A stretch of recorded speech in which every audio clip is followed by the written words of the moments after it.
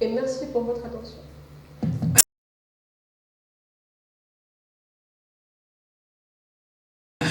Ok, merci mademoiselle. Moi, oui, madame, pardon. Merci madame. Maintenant, je vais, avant de passer la parole, juste faire un point. On vous remercie pour l'exposé, malgré que c'était un peu long, mais c'est toujours ça, pour la première expérience.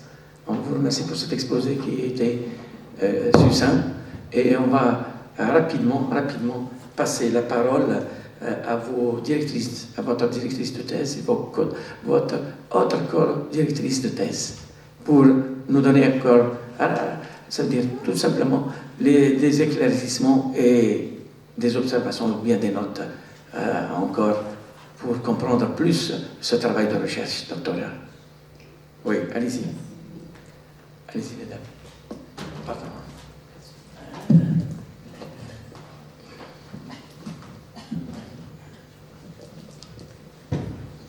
Merci, Monsieur le Président. Mesdames, Messieurs, salam alaikum wa rahmatullahi ta'ala wa barakatuh. Avant toute chose, je souhaite de rendre un hommage sincère à notre estimée enseignante, professeure Louek Jamila, dont l'engagement et l'excellence ont marqué des générations d'étudiants et de chercheurs dont je fais partie. Puisse le Tout-Puissant l'accueillir en son vaste paradis, Allah yarhamha. Je tiens ensuite à exprimer ma profonde gratitude aux membres du jury pour avoir accepté d'expertiser ce travail et pour leur rigueur scientifique qui contribue à l'évolution de notre recherche. Aujourd'hui, donc, nous célébrons le parcours de Madame Harbi Ikram, une doctorante qui s'est distinguée dès sa formation en graduation, où elle était déjà majeure de sa promotion et qui, par son engagement et sa détermination, vient confirmer aujourd'hui en post-graduation la qualité et la rigueur de son travail à travers cette thèse. Son travail est couronné par une production scientifique remarquable, notamment une série de communications internationales de haut niveau. Elle a notamment été honorée du prix de la meilleure communication scientifique lors de la conférence internationale Contemporary Affairs in Architecture en Turquie dans sa 6e édition. De plus, elle a publié non pas un, mais 2 articles scientifiques, dont le plus important reste sans doute son article scientifique de classe A dans la revue réputée Energy for Sustainable Development éditée par Elsevier avec un impact factor de 4. Je reviens maintenant à la thèse de doctorat. Donc c'est une thèse qui s'inscrit dans le cadre d'un PRFU et c'est la première promotion c'est la première de cette promotion où il y avait où les sujets de thèse de doctorat sont tirés à partir des sujets proposés dans le PRFU, et c'est peut-être la raison pour laquelle le titre semble un peu manquer d'une partie. Nous n'avons pas pu toucher au titre parce que le titre est rattaché au Canva de formation doctorale, laquelle est rattachée au PRFU, donc nous n'avons pas pu toucher à ça, et peut-être que cela va se voir chez les autres doctorantes de cette promotion lorsqu'elles vont se tenir, Inch'Allah. Donc, Kimagul, c'était un sujet prédéfini par le PRFU. On s'est trouvé face à ce sujet-là, qu'on a essayé un peu de décortiquer, de comprendre et d'essayer de l'approcher de manière un peu innovante. En général, la recherche sur le volet énergétique, de manière générale, elle touche tout ce qui est lié à la consommation énergétique, au volet passif, ou le volet actif, ou les systèmes renouvelables ne viennent que lors de la phase optimisation. Les propositions de fin de thèse, il vient comme outil d'aide à l'optimisation de ces modèles, mais le sujet là, il était directement versé dans les systèmes actifs. Dès le début, notre cheval de bataille, c'était d'aborder cette thématique qui semble être très technique d'un point de vue de l'architecte urbaniste. On ne voulait pas trop entrer dans les détails techniques des systèmes énergétiques actifs, renouvelables, et de se perdre parce que la formation tarna ou les soucis tarna, les préoccupations tarna, nous architectes, mais ils m'aiment le sens hada, mais ils d'exceller dans ce sens-là. Et là, nous avons décidé d'aller vers la forme urbaine et d'essayer de voir comment ces formes urbaines existantes peuvent-elles intégrer ces systèmes énergétiques, le potentiel de ces formes à les intégrer. Lesquelles? Là aussi, pour constituer notre corpus, Peut-être c'était pas très clair dans la présentation. Nous n'avons pas vu simple. On n'a pas pris des productions actuelles ou là. Nous avons essayé de faire une petite analyse historique ou historique des typologies existantes également en matière notamment de résidentiel, parce que nous avons visé le résidentiel, où nous avons 3 spécimens qui peuvent être des archétypes des modèles les plus présents dans les tissus urbains de la ville de Guelma. Nous avons ces 3 spécimens, à savoir le modèle néoclassique, plutôt le modèle planaire qui reproduit les îlots, etc., de cette période de la fin du 18e siècle, début du 19e siècle. On a aussi le modèle de la fameuse époque des grands ensembles qui s'est un peu traduite chez nous par les modèles ZUM.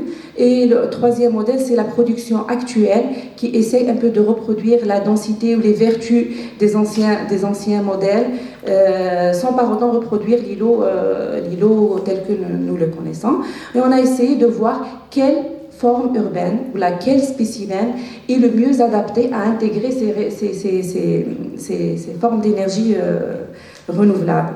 Aussi par rapport au choix des systèmes hybrides. Au départ, nous voulons travailler sur un système hybride photovoltaïque géothermique, vu les spécificités de Guelma, mais c'était un peu trop technique, trop compliqué, et nous sommes redressés par la suite sur ce modèle hybride photovoltaïque thermique qui s'est avéré aussi porteur de bons résultats et de bons enseignements en fin du travail. Donc, elle a également fait un travail approfondi de terrain sur la consommation énergétique, sur les données de consommation énergétique, car conscient que ce modèle qu'elle essayait d'analyser, le cheval de bataille, c'est la consommation énergétique qui devait être on devait donner des chiffres proches de la réalité. Elle a commencé au début par essayer de collecter les factures, et ça n'a pas été très fructueux vu que les gens ne donnent pas leurs factures, ils ne sont pas là, certains les ont perdues, d'autres pour des raisons d'autres ne veulent pas montrer, même on n'a pas pu, l'approche n'a pas pu aboutir. Donc ce qu'on a pu récolter de ça, on les a confrontés avec les données récoltées de Sonalgaz. Et elle a pu effectuer ensuite la calibration de son modèle en comparant les données de simulation avec les données réelles pour essayer de réduire au maximum les incertitudes par rapport à la consommation énergétique qui demeure l'élément essentiel de son travail de terrain.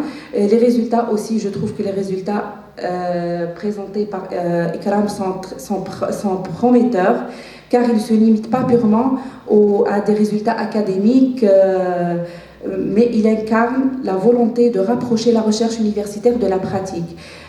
Trop souvent, l'université est critiquée pour son approche un peu très théorique, très empirique, où les décideurs nous disent que finalement nous avons des équations, des graphes, mais nous n'avons pas des choses pratiques. Nous avons essayé en conclusion et en interprétation des résultats de justement chaque facteur typomorphologique, elle a essayé d'analyser lequel est le plus pertinent pour la production énergétique. Là, elle a essayé de donner des insights aux décideurs pour dire voilà les modèles les plus appropriés, ou là les indicateurs typomorphologiques les plus appropriés pour intégrer les systèmes énergétiques hybrides, voilà les systèmes énergétiques actifs dans la conception architecturale. C'est des résultats qui peuvent être utilisés, notamment que nous savons que l'Algérie elle est en train de promouvoir sa loi cadre sur les énergies renouvelables. Ce sont des résultats qui peuvent être, comment dirais-je, des insights ou des résultats à présenter. Voilà, l'université, elle donne des choses pratiques, concrètes aux décideurs qui peuvent être utilisés dans les cahiers de charges, dans les outils d'urbanisme, etc. Donc, aussi, une petite chose que je tiens à signaler, nous avons essayé de travailler à l'échelle urbaine, mais on était dans l'obligation de travailler avec des modèles réduits, dits shoebox. en raison des défis complexes qu'implique le fait de travailler la performance énergétique à l'échelle urbaine et la complexité de l'échelle urbaine, parce qu'au jour d'aujourd'hui, même les centres de recherche les plus développés à la pointe de la technologie dans le domaine HEDA travaillent avec des modèles plutôt réduits, plus complexes que celui-là, mais c'est toujours des modèles qui ne prennent pas en compte toute la complexité de l'espace urbain. Je conclurai en réitérant mes félicitations à Madame Harbi Ikram et pour son engagement, sa rigueur et son excellence scientifique. Cette thèse constitue une avancée significative et je suis convaincue qu'elle continuera à enrichir la réflexion sur la performance énergétique et l'intégration des systèmes durables dans la ville de demain. Merci. Merci Madame. Merci pour les tas d'informations et aussi pour la démarche que vous avez, je dirais, mobilisée pour ce travail de recherche doctorale. On vous remercie pour tous ces éclaircissements. Moi, je vais encore redonner la parole à la co-directrice pour encore plus, si jamais il y a plus d'informations ou bien d'orientation. Allez-y, madame. Oui, elle a tout dit. Bon, bonsoir.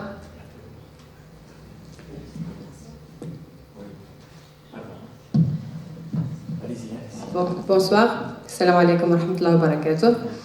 Mesdames et messieurs, membres du jury, aimable présence, la doctorante, bonjour. Je suis ravie et je suis très ravie d'être présente aujourd'hui ici à l'université de Guelma. Bon, c'est pas ma première fois ici à l'université de Guelma, mais en tant que membre du jury et co-directrice d'une thèse de doctorat, oui, c'est la première.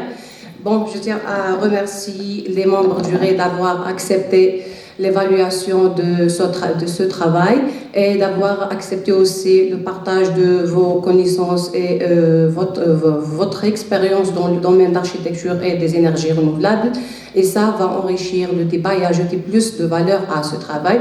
Je tiens à remercier aussi la doctorante Madame Harbi Ikram pour son sérieux, son engagement ainsi que pour la qualité de son travail qui reflète un sens scientifique remarquable. Je salue également son souci de respecter le délai fixé pour l'achèvement de cette thèse. Je la félicite aussi pour la qualité de son travail, confirmée par ses publications, notamment la publication dans une revue de classe A, du rang A, qui montre bien sûr l'importance du sujet et la valeur des résultats obtenus. Bon, le sujet traité est l'intégration des systèmes énergétiques hybrides photovoltaïques solaires et solaires thermiques dans l'espace urbain existant également pour promouvoir l'efficacité énergétique en milieu urbain. La doctorante a étudié l'influence de la forme urbaine sur le potentiel de production d'énergie solaire hybride au sein des quartiers résidentiels, en se concentrant sur l'intégration du système énergétique hybride multisource, et en analysant comment les caractéristiques typomorphologiques des tissus urbains affectent simultanément les performances de ces deux technologies. Donc, l'objectif, c'était de réduire la consommation énergétique des bâtiments urbains, notamment résidentiels, et de diminuer la dépendance aux énergies fossiles et de participer à la lutte contre le changement climatique, tout en tenant compte le contexte climatique semi-aride et les contraintes locales de l'urbanisme. Donc, la doctorante, elle propose donc une réflexion technique et urbaine sur l'intégration spatiale et fonctionnelle de ces systèmes énergétiques dans la ville avec une approche à la fois énergétique, environnementale et urbaine. Donc, le sujet est à la croisée des grands enjeux contemporains, l'urbanisation, la transition énergétique, le climat et la durabilité, et à la fois novatrice, contextuelle et opérationnelle. Donc, la spécificité et la valeur ajoutée par cette étude résident dans plusieurs aspects. Premièrement, la focalisation géographique inédite, dont la majorité des recherches sur l'intégration des énergies renouvelables urbaines se concentrent sur l'Europe et le contexte climatique tempéré, alors que cette analyse dans un contexte semi-aride algérien, en particulier dans une ville moyenne comme Guelma, est encore peu documentée. Deuxièmement, l'approche hybride et multisource. L'étude ne se limite pas à une source d'énergie, comme le photovoltaïque seul, mais explore le système hybride photovoltaïque et thermique, offrant des avantages en termes d'optimisation de l'espace urbain et de couverture des besoins énergétiques. Troisièmement, les perspectives intégrées. Elles ne contentent pas de mesurer des performances techniques, mais chercher à évaluer l'impact global de l'intégration sur la demande énergétique urbaine. Pour l'importance de ce sujet, c'est une importance triple. Premièrement, c'est une importance scientifique. Donc, cette recherche traite un thème d'actualité dans la recherche internationale, qui est la transition énergétique urbaine. Elle répond à un manque de littérature sur les villes moyennes en climat aride et elle propose une approche interdisciplinaire entre l'architecture, l'urbanisme et les énergies renouvelables. Deuxième intérêt, c'est l'intérêt pour l'Algérie. L'Algérie dépend fortement des énergies fossiles alors qu'elle dispose d'un potentiel solaire encore sous-exploité. Ce sujet accompagne des stratégies nationales comme le programme Taqana Defa en proposant des solutions concrètes adaptées au terrain. Et troisièmement, le troisième intérêt, c'est l'intérêt pour les villes. Les zones urbaines sont au cours de la consommation énergétique mondiale et de la production de gaz à effet de serre.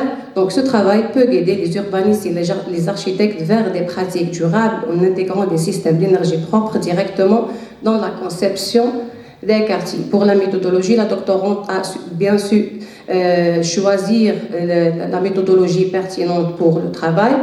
Donc, sa méthodologie, c'était la modélisation énergétique urbaine. Ce choix est particulièrement pertinent pour analyser la performance énergétique à l'échelle fine, c'est-à-dire à partir des données détaillées sur les bâtiments et leur configuration spatiale, observer les interactions entre bâtiments et environnement à travers l'étude des variables comme les hauteurs, les longueurs, la largeur de la rue, etc. et appréhender l'impact global de la morphologie urbaine sur les performances des systèmes solaires hybrides. Donc, cette approche a permis de simuler différents scénarios énergétiques réalistes en intégrant des données climatiques, architecturales et urbanistiques précises. Pour les résultats de la doctorante a montré qu'il y a une corrélation significative entre la forme urbaine et la production énergétique. Donc, ma collègue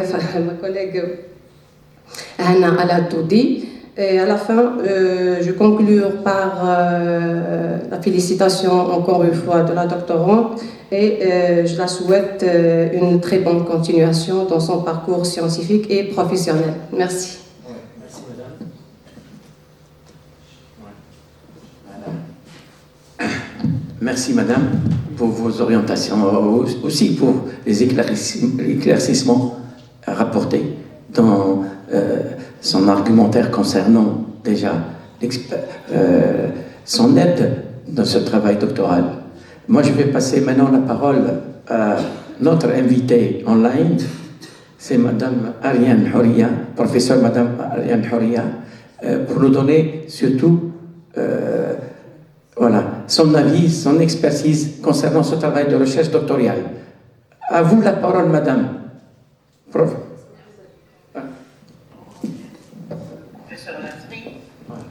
Ravie de vous revoir et de travailler avec vous. Je suis honorée par l'insertion dans ce jury par ce binôme d'encadreurs qui ont fait aboutir cette MP30 au bout du parcours. Je devine à travers l'exposé de l'MP30 un grand sérieux, une grande préparation de son exposé. Je la félicite d'être restée dans les temps et surtout d'avoir fait aboutir son exposé de cette manière. C'était un plaisir de l'entendre et de l'écouter expliquer un petit peu tout son parcours.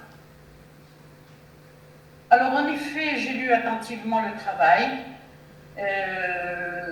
Je devine que c'est quelque chose de nouveau.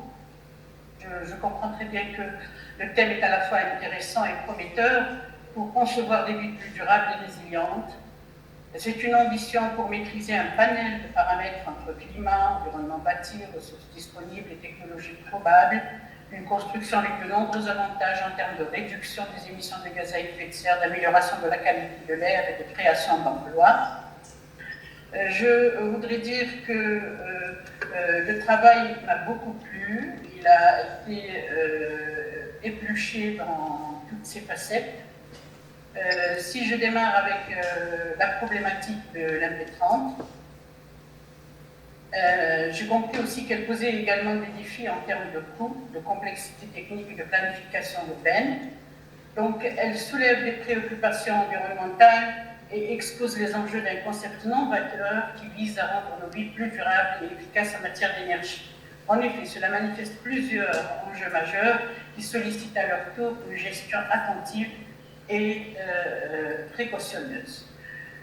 J'ouvre une parenthèse pour vous dire que je ne serai pas tout à fait moi-même aujourd'hui parce que, comme vous le savez, nous avons accompagné à sa dernière demeure Madame le professeur Louag Jamila. Je suis totalement infligée, donc je ne risque pas d'être très efficace, mais je tâcherai au moins de m'appuyer sur mon rapport pour donner un peu quelques directives. C'était pour nous quelque chose je reste encore sous le choc, mais l'engagement étant donné, il fallait bien être là pour cette soutenance. Donc je disais donc que ce travail de recherche se propose d'interroger ces systèmes énergétiques hybrides, à savoir comment ces systèmes sont-ils intégrés dans la conception urbaine et quels sont les avantages de cette approche. Et bien sûr, quels en sont les enjeux, cela dans une ville comme Guelma. Je déplore cependant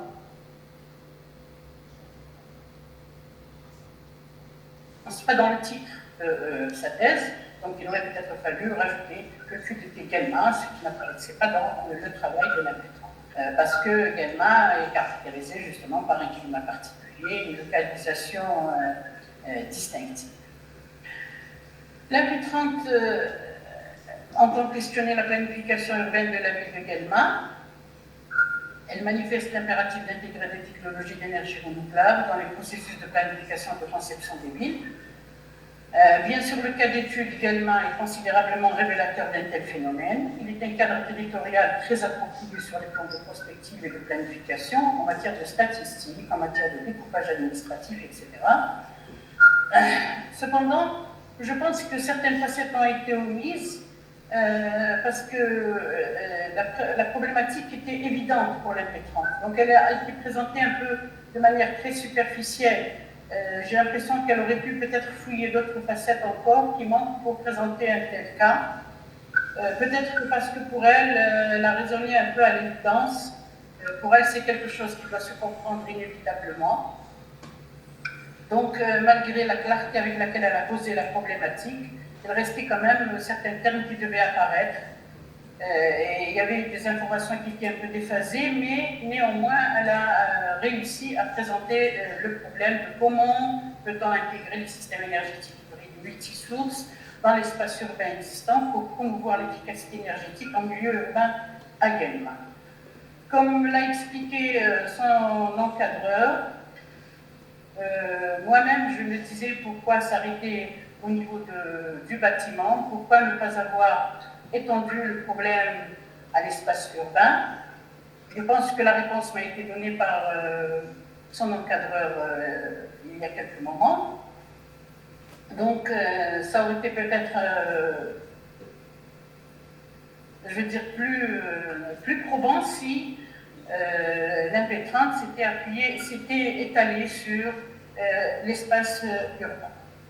En matière de méthodologie, l'impétrante s'est appuyée sur la modélisation énergétique urbaine, le Urban Building Energy Modeling UBEM, en tant qu'approche où il s'agit de s'intéresser à la façon dont l'agencement des bâtiments dans un quartier affecte leur performance énergétique globale. Donc, soit examiner les interactions entre les bâtiments et leur environnement urbain pour évaluer leur impact cumulatif sur la consommation énergétique à l'échelle du quartier. En effet, le zoom sur un quartier est très révélateur de l'opération. D'ailleurs, elle le dit si bien, notre corpus d'analyse devra être constitué de formes urbaines qui seront des archétypes représentatifs de l'évolution du résidentiel collectif dans la ville. 3 échantillons représentatifs des formes urbaines développées à Guelma. Je pense que ça a été suffisant. Les étapes aussi étaient très claires. En première étape, la modélisation des formes urbaines importées dans City Simco, soutenue par l'AutoCAD et le SketchUp. Ensuite, le calcul de l'énergie solaire globale incidente reçue par les enveloppes des bâtiments avec l'étalonnage du modèle choisi. Donc, l'intégration et la modélisation des technologies solaires déployées sur les toits des bâtiments examinés seront utiles pour le calcul de la production d'énergie de ces technologies solaires. nécessaires à une évaluation approfondie de l'efficacité dans la configuration urbaine choisie. Donc ces 3 étapes, conception d'un modèle à 3 facettes, évaluation du potentiel solaire et extraction des données, avec cela, l'impétrante a su finement faire aboutir sa vision du phénomène jusqu'à choisir le type de panneau solaire et à installer, à prédire les facteurs morpho-énergétiques de chaque forme urbaine afin d'analyser leur influence sur le potentiel énergétique. C'était quelque chose d'assez épatant parce que d'abord ça prenait beaucoup de temps et en plus c'était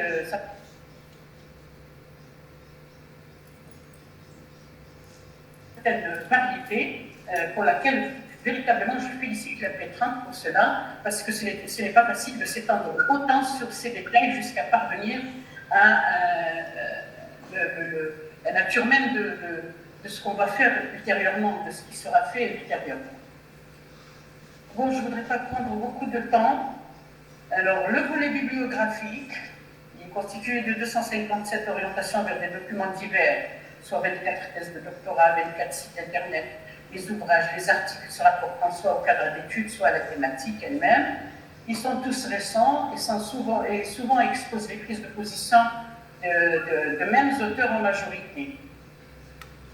Alors là, j'ai quelque chose à dire.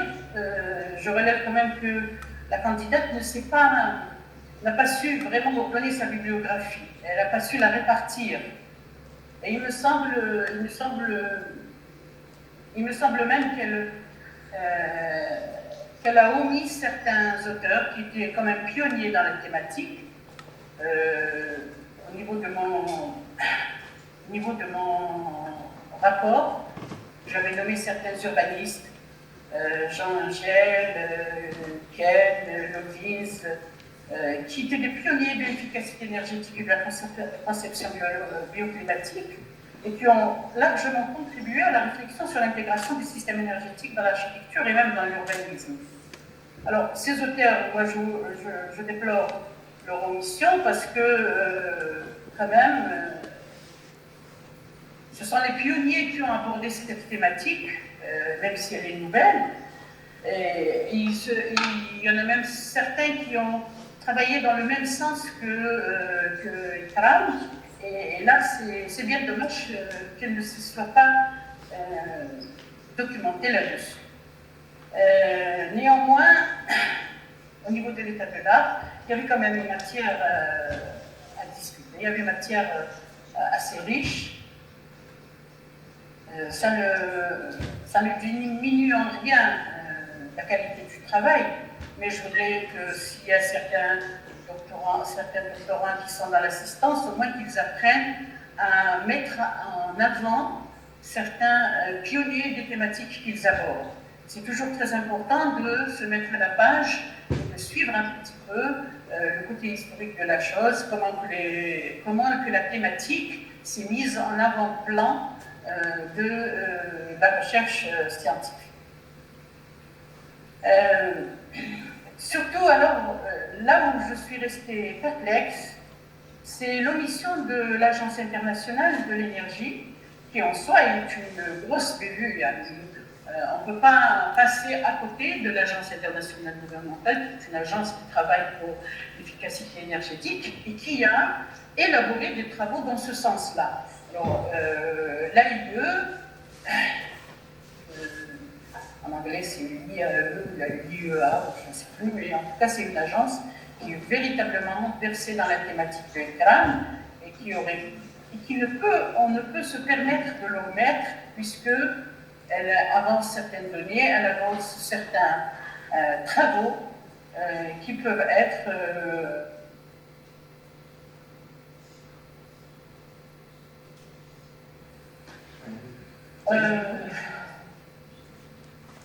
dans les résultats annoncés,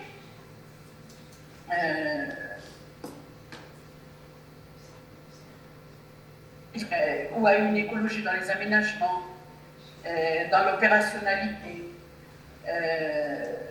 C'est vrai que l'impétrante les a présentés de façon très linéaire, mais en tout cas, elle a abordé chaque forme urbaine, elle l'a traitée à part, elle a pris le temps, si vous voulez, de s'attarder, comme je l'ai dit auparavant. Donc c'était un plaisir de développer. de découvrir un peu ces catégories d'habitat résidentiel avec les incidences très particulières. Mais après, on ne voit plus l'impétrante comparer tout cela. Peut-être au niveau de la conclusion, elle a dit un mot là-dessus, mais l'étude de comparaison, l'analogie, n'a pas abouti exactement ce à quoi on s'attendait. Avec des détails pareils, on aurait pu peut-être faire un tableau comparatif qui aurait été de grande utilité pour nous comme pour l'impétrante. La conclusion générale du travail, alors c'était 5 pages et demie, je crois que c'est peut-être même un peu, on va dire un peu trop, mais elle était assez concluante. Malgré que ce soit une reprise des divers chapitres, encore une fois de façon très linéaire, mais quand même elle était assez concluante.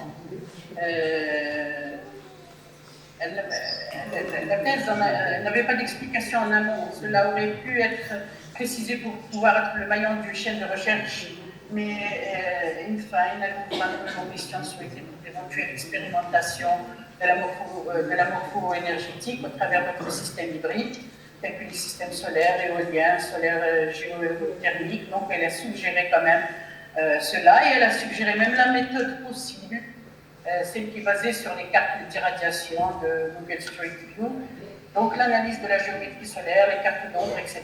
Donc elle nous a quand même orienté sur quelque chose d'assez fin, on va dire, d'assez correct.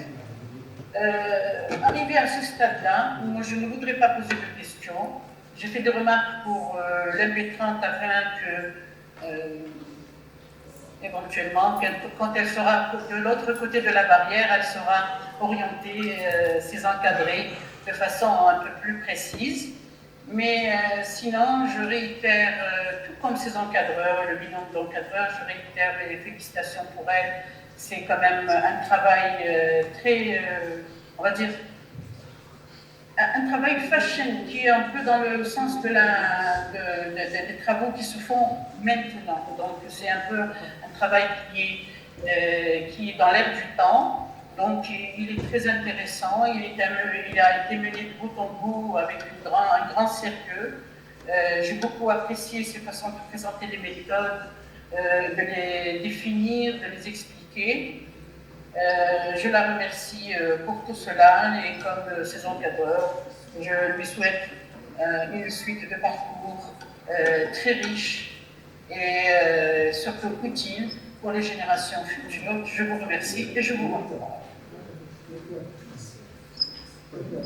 Oui, merci madame.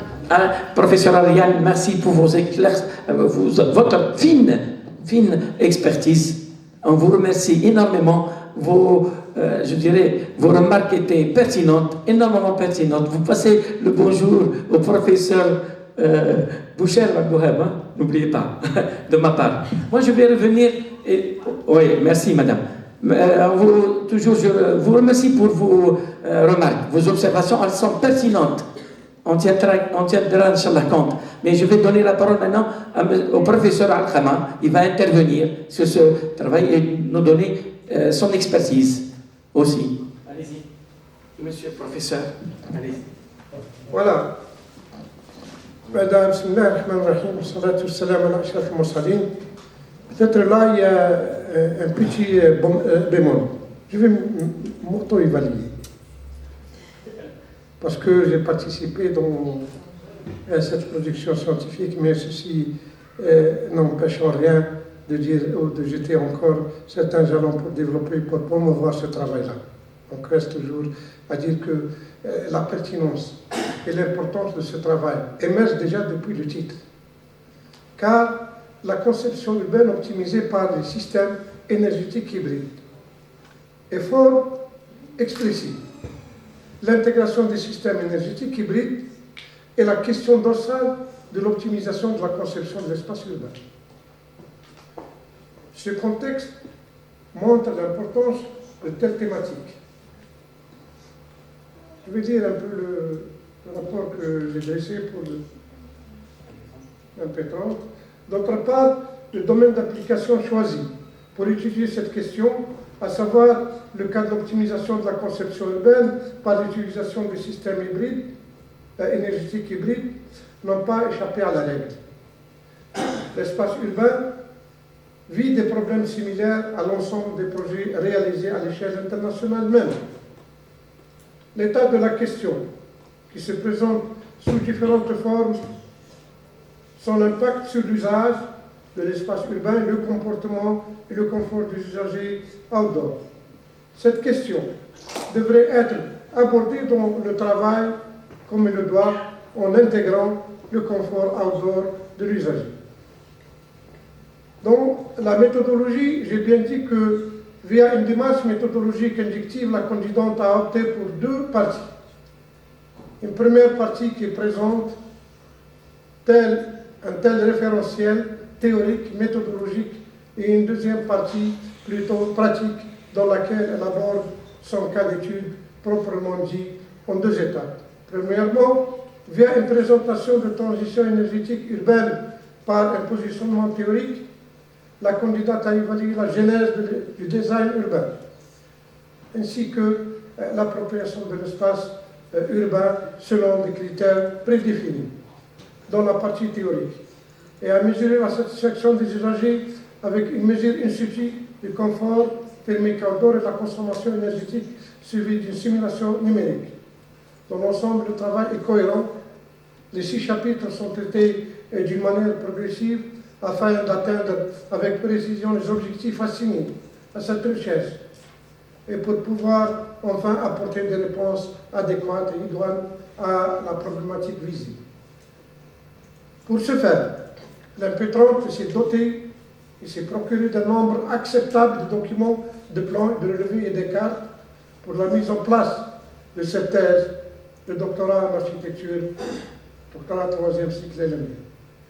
Les ouvrages de spécialité semblent être satisfaisants et bien exploités dans le corps du manuscrit de la thèse, alors que les articles nouvellement publiés dans le revue de renommée établie en énergétique et l'usage de l'espace urbain apparaissent en filigrane et constituent le maillon faible de ce travail.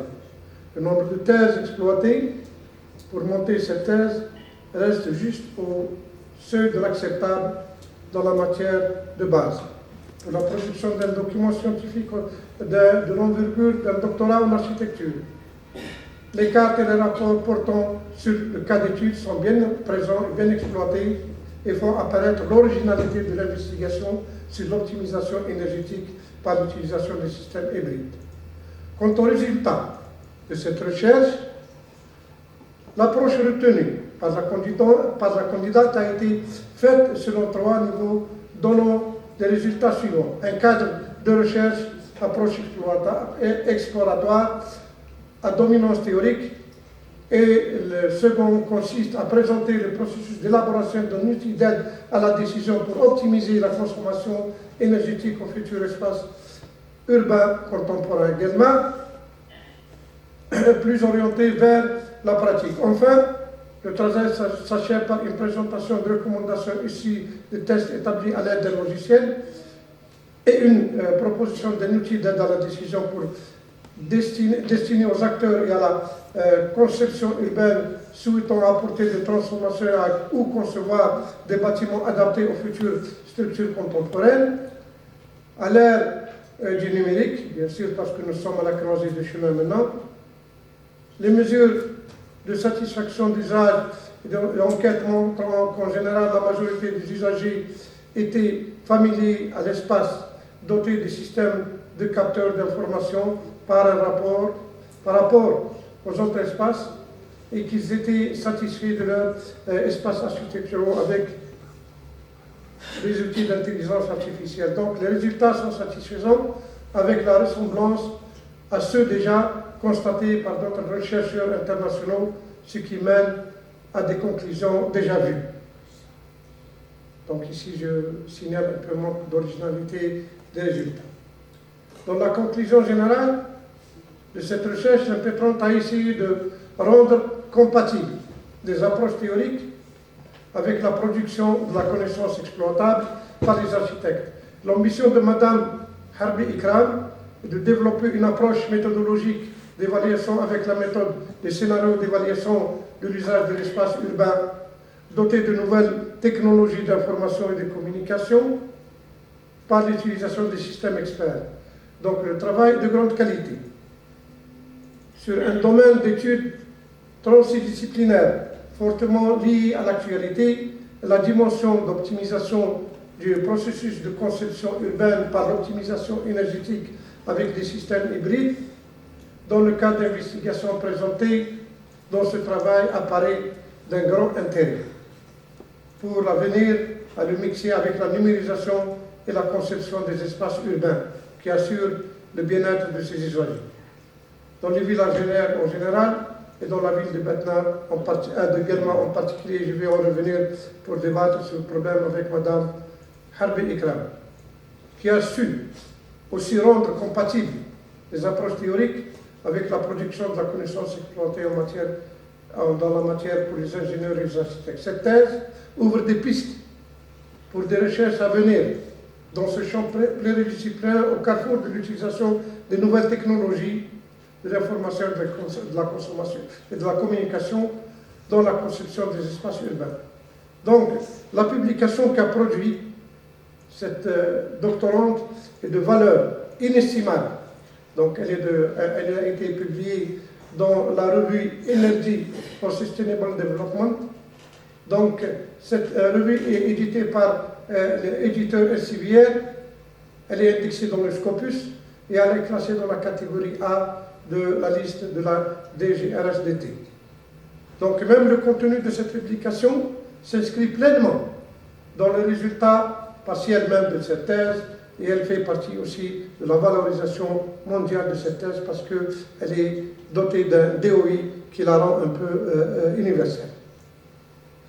Donc, en somme, les questions qui soulèvent ce travail sont nombreuses et pertinentes, et nous allons revenir sur une lecture critique de cette production scientifique qui est bien établie et bien structurée. Et ça ne manque de dire qu'il y a certaines carences qu'il faut les soulever pour un peu ajuster cette thèse. Je reviens sur le titre lui-même.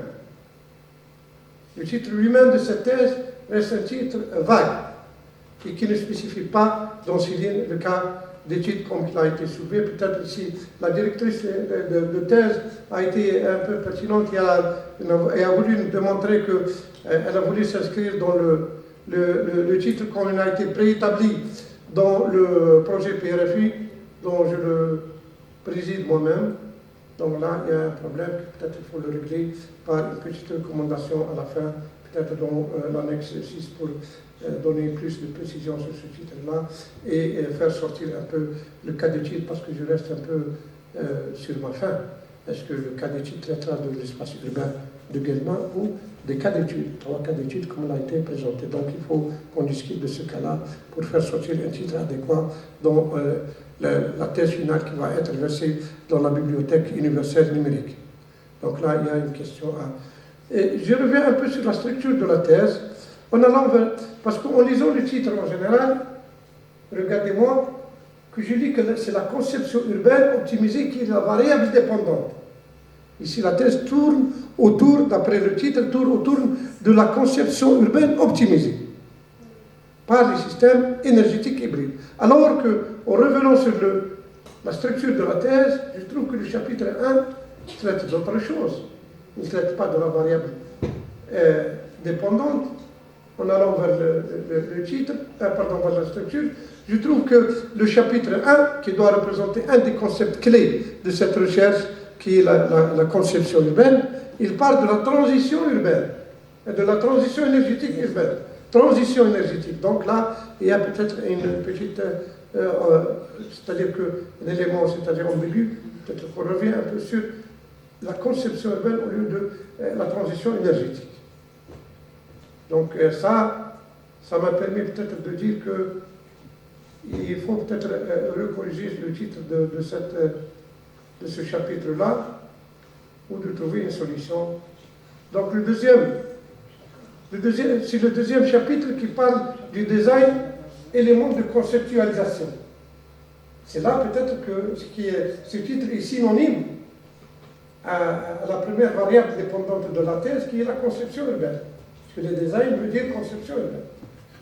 Voilà, peut-être il faut peut-être revoir ces choses-là. Et dans le troisième chapitre, il parle de l'état de l'art. Ça, on ne peut pas parler de ça, parce que c'est aussi un point, c'est l'épine dorsale de la thèse.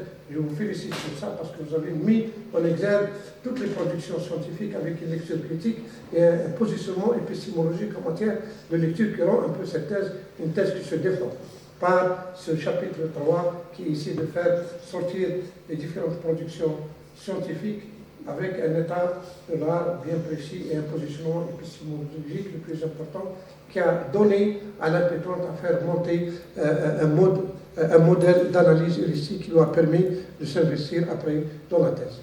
Alors que le chapitre 4, je reviens sur le chapitre 4, c'est très important de présenter le case study, le cas d'étude dans la thèse, parce que c'est là aussi, on appelle ça le point nodal entre la connaissance préétablie et la connaissance déjà produite en matière du thème et l'observation sur laquelle vous vous êtes basé pour produire cette thèse. Mais j'ai une petite remarque là-dedans seulement. Présenter le cas d'étude, c'est le présenter sous l'angle de la thématique. Sous l'angle des problèmes énergétiques qu'est en train de vivre Guelma et tracer la genèse de la forme urbaine et est-ce qu'elle a été adaptée et quels sont les paramètres qui participent à la création ou à la réalisation d'un confort dans l'espace urbain, parce que jusqu'à maintenant je qualifie que cette thèse est de l'espace urbain. Et il y a d'autres paramètres géoclimatiques qui rentrent en jeu, qui ont été laissés en filigrane. Parce que nous savons bien que le bassin de Sibous, et particulièrement le continuum de Guelma, est caractérisé par un élément très important. C'est cette énergie géothermique qui rend cet espace un peu particulier par rapport aux autres espaces. C'est le parent pauvre de cette présentation du cas d'étude. On n'a pas traité de ce phénomène-là qui reste un phénomène de base.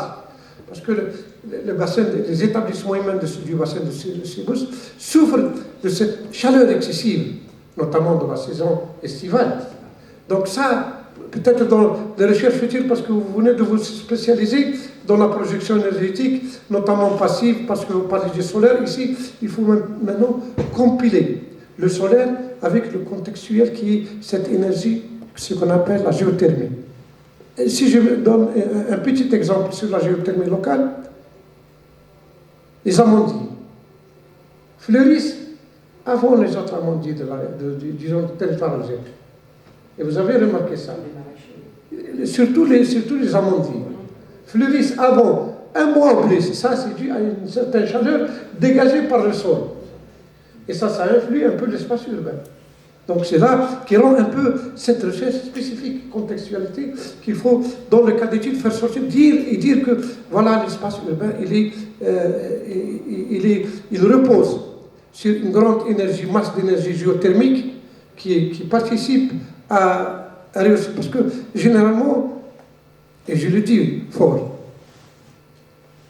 à Guelma, dans la période hivernale, on n'a pas besoin beaucoup de chauffage. On est en période hivernale, on n'a pas besoin beaucoup de chauffage. Mais dans la période estivale, on a besoin beaucoup de rafraîchissement. Voilà qui nous renvoie à penser à comment utiliser cette énergie passive. C'est le soleil qui va participer à agrémenter ou à désagrémenter, conjuguer à cette énergie, énergie géothermique. Donc voilà comment il faut peut-être revoir les choses dans la recherche future, surtout dans notre laboratoire qu'on va établir, peut-être on va développer un axe spécifique des programmes de recherche dans ce sens-là, et peut-être vous serez un jeune chercheur qui va s'intéresser à ce phénomène, à développer comment donc conjuguer ces deux énergies, énergie solaire et énergie géothermique, pour un peu parler de la production énergétique passive dans l'espace de Guelma. Donc, ce sont là les questions que je pose pour rendre un peu cette thèse plus épurée. Donc, si je vais sur le chapitre 5, le chapitre 5 qui a été présenté sous la forme, disons, générative, Imrad, c'est bien. Mais il me paraît que aussi il faut justifier le choix des outils de recherche en fonction des les outils de recherche mobilisés en fonction des caractéristiques spécifiques de notre cas d'étude. D'accord. J'ai bien aimé que s'il y a un autre élément qui peut être ajouté ici, c'est l'utilisation d'un logiciel bien approprié qui c'est Envimet. Il reste un peu en filigrane.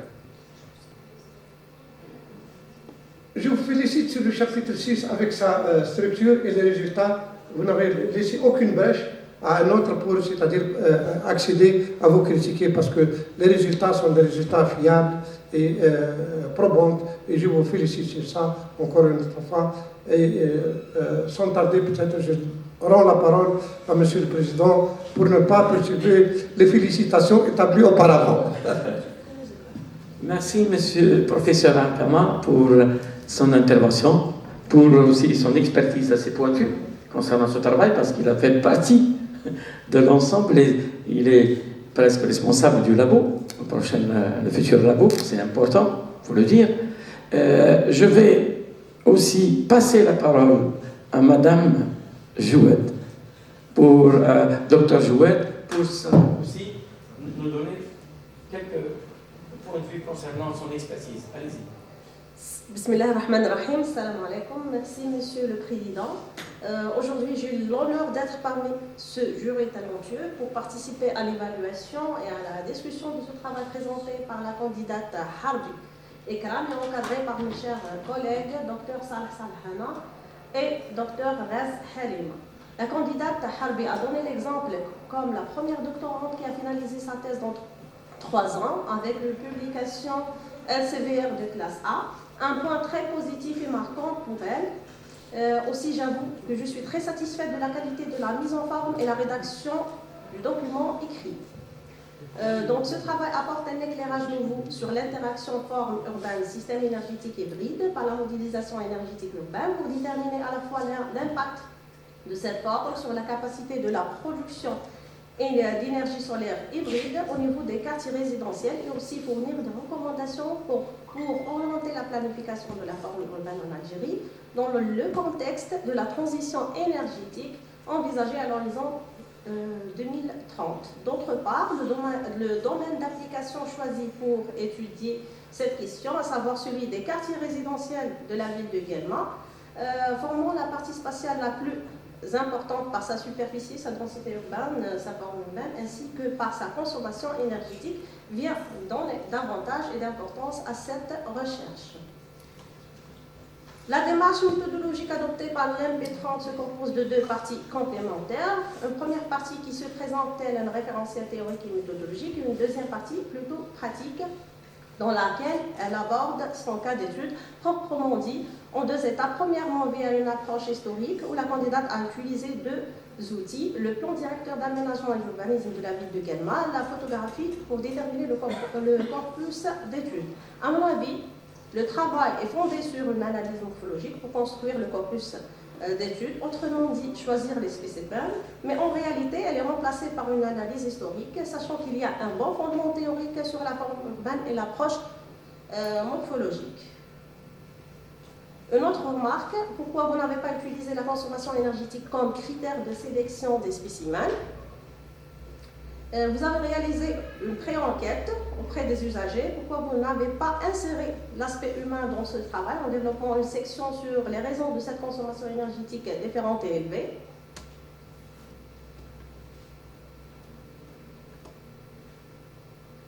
Un autre facteur très important qui est le microclimat, il n'est pas le même dans les 3 cas choisis, le confort thermique, la température de l'air intérieur, etc., utilisé dans les équations. Est-ce que vous l'avez mesuré?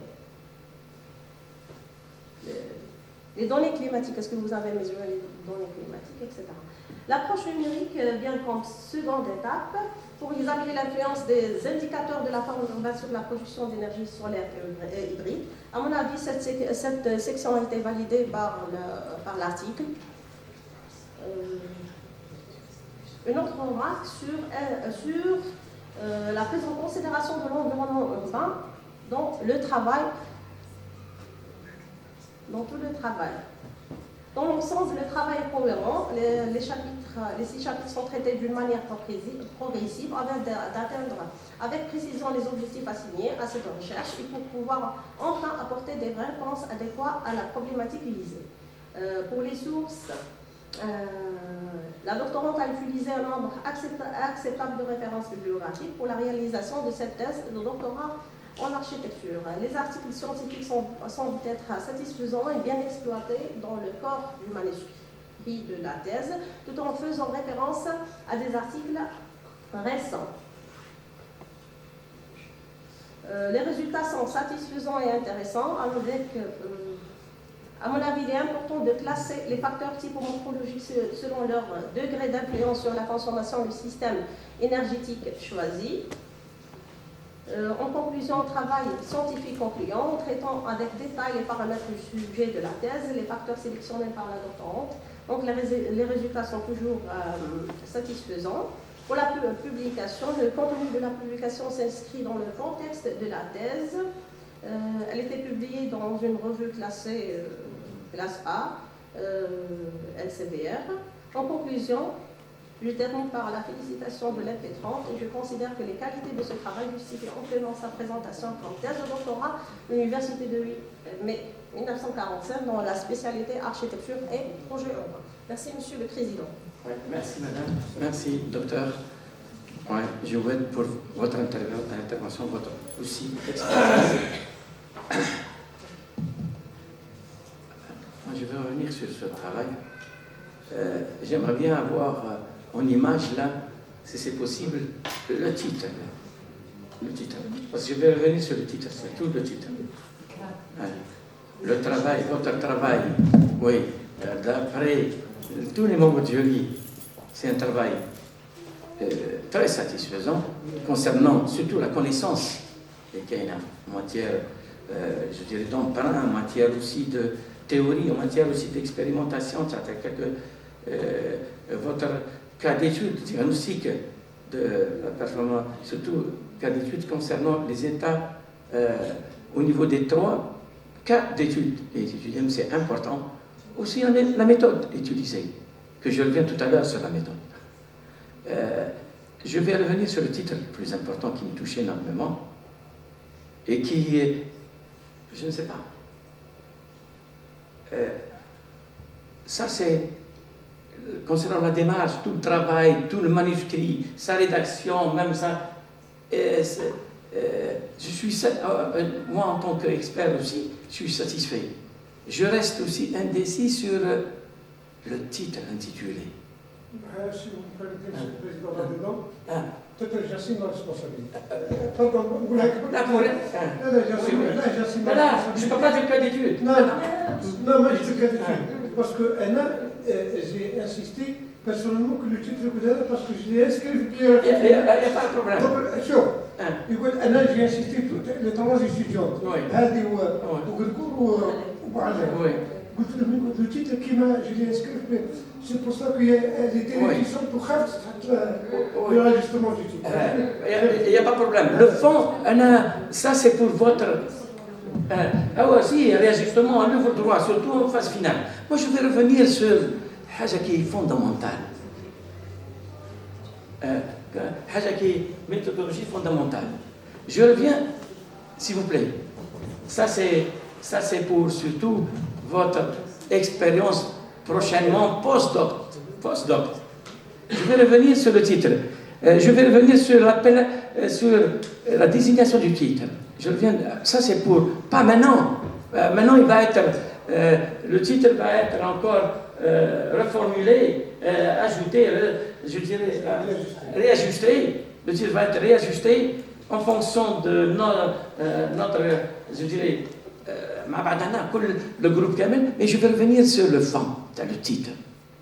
Si j'ai bien compris la conception urbaine optimisée par les systèmes énergétiques hybrides, l'effet est effecteur. L'effet, c'est la conception urbaine optimisée. L'effecteur, celui qui, logiquement, qui va nous donner ce résultat, ce sont les systèmes énergétiques hybrides. Mais réellement, ce qu'on cherche dans l'habitat résidentiel à l'intérieur, et le souci réel, ça c'est post-doctoral, la réflexion à le titre, les titres, ils s'esquissent en fonction du développement de la recherche. On revient à chaque fois le titre, on essaye de le modeler, cristalliser, et on peut faire la fin, arrêter un titre. Parce que le titre, ou la dernière épisode, logiquement, du cycle de développement de la thèse. C'est le titre. Je reviens sur la conception urbaine optimisée. C'est pas la conception urbaine. Ça, c'est post-doctoral, je ne parle pas de maintenant. Ça y est, le tir est tiré. C'est pas la conception urbaine les systèmes énergétiques hybrides qui vont l'optimiser. Optimiser, c'est la consommation énergétique à l'intérieur des résidences. Parce que là où le souci, c'est la consommation énergétique. Vous allez encore, je dirais, vous investir dans soit dans l'état des lieux, les factures, le plus important c'est quoi? C'est la consommation énergétique optimisée et non pas la conception urbaine. Parce que aucun effet des systèmes énergétiques hybrides vont améliorer la conception urbaine. Ils vont apporter des correctifs. Optimiser, quelque part, il faut aller, parce que l'objet recherché, c'est quoi? C'est la consommation énergétique. Maintenant, comme support, c'est quoi? C'est la conception de l'habitat résidentiel que vous avez choisi. Parce qu'une conception urbaine optimisée, c'est l'extérieur et l'intérieur. Et là, ce n'est pas le cas. C'est l'habitat résidentiel qui va être, entre parenthèses, ça. Alors, je dis ça. Parce que votre travail s'intéresse à quoi, en fin de compte? À la consommation énergétique. C'est le plus important. Dans les bâtiments, dans l'habitat résidentiel. C'est dans ce sens. Moi, je vais revenir aussi toujours sur quelques concepts. Si jamais vous démarrez au départ un thème avec des concepts, il faut rester dans les mêmes concepts. À chaque ça, on a un habitat résidentiel, ça, on a par exemple typologie résidentielle à Guelma. Tout à l'heure, l'exposé. Typologie résidentielle à Guelma. Typologie résidentielle. De préférence, parce que c'est rapide, diaporama et tout, de préférence, il faut aller plus encore au concept. Typologie des habitats résidentiels, ou bien des logements résidentiels à Guelma. Il faut aller tout loin, parce que typologie résidentielle, ça reste toujours vague. J'irai au même remarque des Cheikh Alain comme ça pour rétablir un peu qui ne démarre pas un concept, il faut le garder, il ne faut pas sortir de ces concepts, il faut rester dans ce cadre, les concepts. Moi je vais revenir aussi sur quelques cas, sur la structure de la thèse et la méthodologie. La structure de thèse, c'est une méthodologie d'approche. C'est tous les doctorants, ils diront tous les doctorants, ils diront les mêmes, directement, ils nous définissent les chapitres. Et la littérature sur les chapitres, comment c'est fait, la méthodologie, c'est important certes, mais il nous faut un schéma de la structure de la thèse. Là, le schéma n'est pas balancé ailleurs, qui dans la méthodologie d'approche. De préférence, il faut extrapoler le schéma de la méthodologie d'approche, en utilisant c'était diagnostic sur l'état des lieux, son gaz, après les simulations à travers les différentes variables CTSIM et tout. Donc, de préférence, tout ce schéma, il faut le balancer sur la structure de la thèse, comme ça on comprend le processus. Parce que, pour moi, l'essence de votre démarche, c'est ce schéma qui explique tout le processus de développement de la thèse et qu'il fallait le rabattre, oui, dans la méthodologie d'approche au départ. Parce qu'on peut aller directement au schéma, on essaie de trouver les interconnexions, les connexions, les relations et tout, et là on comprend rapidement déjà le processus de développement de votre thèse. C'est des lectures, surtout parce que le manuscrit est destiné au lecteur. Il n'est pas destiné aux différents lecteurs, et qui fait que quelque part on peut balancer, parce que vers le côté l'étude réelle, expérimentale sur site, là où on doit faire la démarche à adopter, mais on peut au départ déjà faire un rappel sur la structure de la thèse en extrapolant ce schéma. Il est important de le... Moi, je vais revenir aussi sur quelques points. Je dirais c'est des points d'ordre. Ce n'est pas des points de remarques de fond ou la c'est des points où le doctorant, elle n'est pas la seule. Beaucoup presque ils font la même la démarche. Ils gardent, je dirais, je ne sais pas, ils gardent la partie expérimentale. Ils gardent ça pour la partie expérimentale alors qu'elle est fondamentale. Au départ, déjà, on peut l'annoncer, cette démarche. Au départ, on essaye de comprendre réellement son souci. Parce que le développement des différents chapitres, c'est classique. Tout le monde le fait. C'est académique et classique. Le contenu, certes, il est différent. Votre contenu par rapport à notre travail. Mais les mêmes phases sont classiques. On aimerait bien la démarche comme spécifique à l'auteur, spécifique au doctorant. Et ça, c'est important de l'extrapoler. Moi, je vais revenir sur, tout à l'heure, notre cher professeur aussi a parlé de la spécificité de Guelma, la géothermie, spécificité de Guelma. Le problème qu'on a, il n'y a pas que Guelma, pas que au plateau aussi. Les villes au Guelma, c'est plus important, mais ailleurs aussi, les villes semi-arides, on a ce problème. En Algérie, on n'a pas le même climat européen. Sauf le sud, sauf le nord. Ce n'est pas le même climat. Et qui veut dire qu'il y a des spécificités propres à l'Algérie. Propres spécificités. C'est BIM, ou l'utilisation de ces logiciels.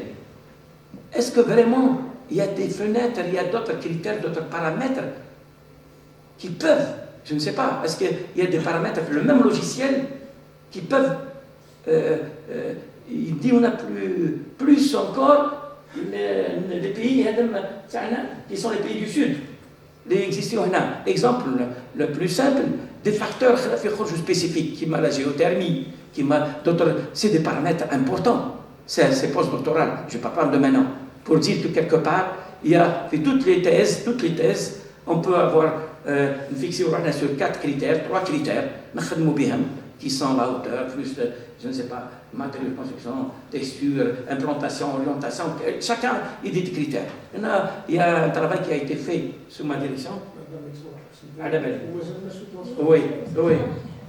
Je dirais ça, c'est important. Je dirais ça parce que n'oubliez pas qu'il y a beaucoup de critères. Il faut qu'il y ait le choix des critères. Le choix des critères, pourquoi vous avez opté pour 4 à 5 critères. C'est important. Nous sur la forme du document, s'il vous plaît. La forme du document. C'est important. Académique. C'est important, je dirais. Pas de quadrillage, les feuilles. La feuille blanche. Le document est indiqué, fait un cadrage. Il faut éviter. On est en processing de... ce problème. C'est important. Ça y va de quoi? Ça y va de la souveraineté de l'université. C'est des formations doctorales, de haut niveau, et qui fait que le cadrage لازم نلقاو في les canons, le sillage, c'est la rédaction de documents scientifiques. واحدة. Deuxième observation concernant la forme du document. Deuxième information. J'ai vu aussi, toujours au niveau du document, je reviens rapidement, parce que je ne perds pas cette orientation. Tiens,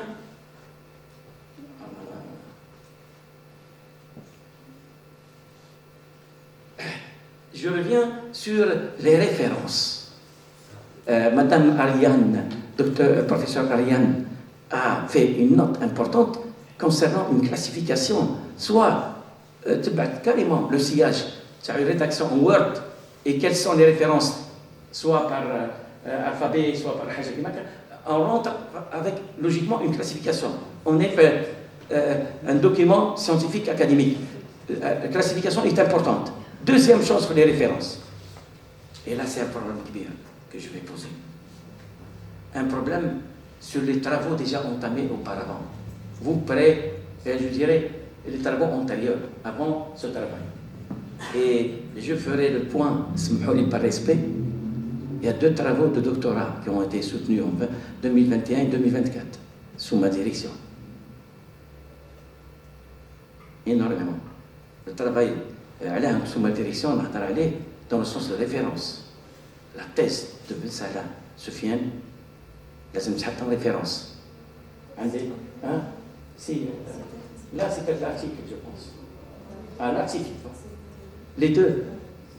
Il y en a un autre. خلف عماد. علاه نقول لك ديبوزات je ne sais pas كان قبل. علاه je dis ça parce que c'est important. C'est important pour l'université de Guelma. C'est كلش. L'éligibilité des c'est important aussi. C'est important concernant cela. C'est important parce que qui n'a qu'un document où nous savons les références, où nous bien quelque part blessés. Nos confrères, c'est nos doctorants. Et c'est un relais, le partage de connaissances. On doit passer le relais à chaque fois. C'est toute une chaîne qui va travailler tout ça et c'est important de les avoir. Je vous remercie pour ton travail de recherche. Je vous remercie énormément pour les efforts aussi que vous avez pour la démarche. Je remercie énormément vos directrices de recherche, votre aussi professeur Al-Khama Jamel pour son appui à Ouéj Kimaka et l'appui de Ben Salah Soufiane aussi. Merci Madame, je dirais Harbi. Oui. Merci Madame Harbi pour votre compréhension, votre patience. Hein? Et on va sortir pour délibérer. Ah, d'accord. Oui. Je m'excuse, Madame. On vous donne la parole pour vous donner quelques explications, quelques orientations concernant votre travail et on arrêtera. Allez-y, Madame. Je tiens tout d'abord à remercier Monsieur le Président et les membres du jury pour ses commentaires et ses directives précieuses, notamment dans la forme, qu'aussi dans le fond, à l'image de la méthodologie et autres. Ces commentaires nous a permis d'ouvrir notre perspective et on va prendre en considération afin d'améliorer notre travail. Donc j'ai un petit éclaircissement concernant le modèle réduit que nous avons déjà parlé. Donc effectivement, j'ai mentionné dans le deuxième chapitre que la morphologie urbaine est composée de 4 systèmes: la morphologie bâtie, la morphologie vière, la morphologie parcellaire et les espaces libres. Tandis que dans notre investigation, nous avons choisi que la morphologie bâtie, et cela est dû à plusieurs raisons. Et que les outils de modélisation énergétique en milieu urbain ou bien les EBUM sont présentés plusieurs limites. Parmi ces limites, et qu'elles ne peuvent pas présenter ni la morphologie VR, ni la morphologie parcellaire, tandis qu'elles adoptent la morphologie bâtie. Aussi, concernant le choix des spécimens d'études, notre choix se porte sur plusieurs paramètres. Parmi ces derniers, qui a des critères principaux qui se portent sur la morphologie urbaine. Il y a aussi d'autres critères.